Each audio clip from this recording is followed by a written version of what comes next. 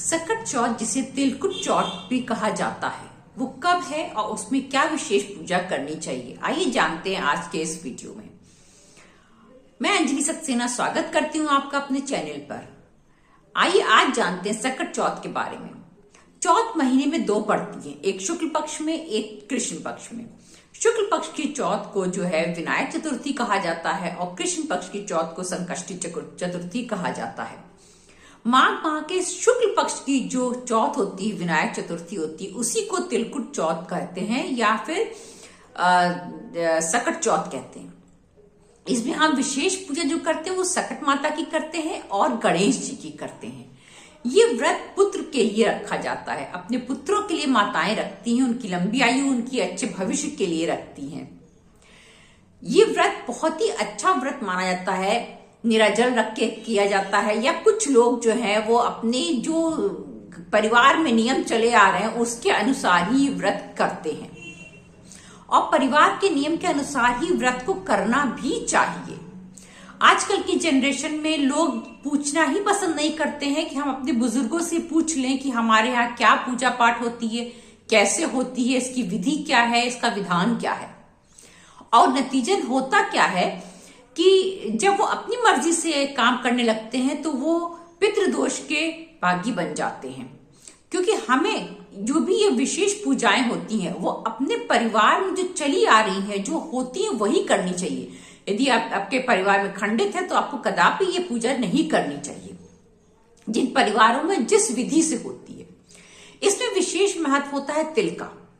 तिल भी जिस परिवार में काला तिल इस्तेमाल किया जाता है उसको काला तिल प्रयोग में लाना चाहिए, जिसमें सफेद तिल इस्तेमाल किया जाता है उसको सफेद तिल ही प्रयोग में लाना चाहिए।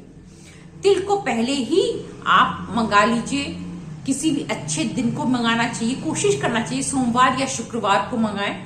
मंगाने के बाद उसको धो करके उसको सुखा करके रख लिया जाता है।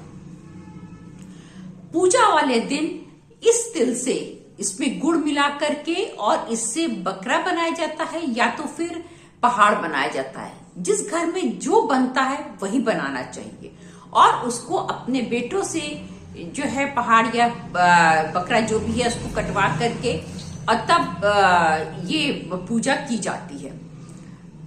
कुछ परिवारों में ये पूजा सुबह भी की जाती है, कुछ परिवारों में चंद्र दर्शन के बाद की जाती है, पर जो नियम है वो चंद्र दर्शन के बाद इस पूजा को, चंद्र दर्शन के समय पूजा करने का नियम है। सन 2025 में तिलकुट चौथ जो है वो 17 जनवरी को पड़ रही है। 17 जनवरी को सुबह भोर में ही चतुर्थी तिथि शुरू हो जाएगी और 18 जनवरी की भोर तक चलेगी। इसलिए चंद्रोदय का समय हमें 17 जनवरी को मिल रहा है चौथ तिथि में, इसलिए हम 17 जनवरी को ही व्रत करेंगे। 17 जनवरी को ये तिलकुट चौथ का व्रत किया जाएगा और चंद्रोदय लगभग 8:50 के आसपास निकलेगा। उस समय चंद्र दर्शन करना अति आवश्यक है।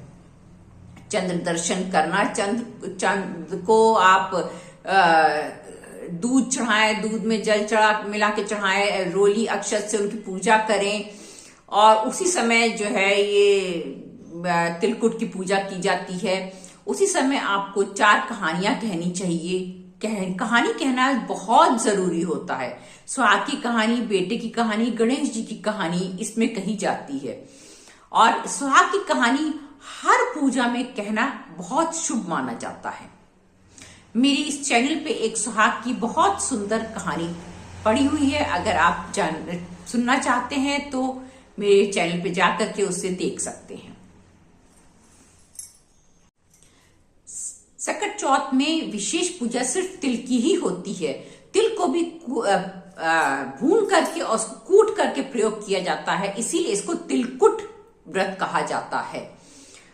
और इसमें गणेश जी की पूजा और सकट माता की पूजा का विशेष महत्व है, जिनसे आप अपने पुत्र के लिए लंबी आयु की प्रार्थना कर सकते हैं। उनसे कह सकते हैं कि आप हमारे बच्चों पे अपनी कृपा करें और उनकी सारी विघ्नों को हरें। गणेश जी की बहुत ही महत्वपूर्ण व्रत ये कहा जाता है। अगर आपको जानकारी पसंद आई हो तो एक लाइक जरूर कीजिएगा, मेरे चैनल को सब्सक्राइब कीजिएगा। जय हो विघ्नहर्ता गणपति गणेश।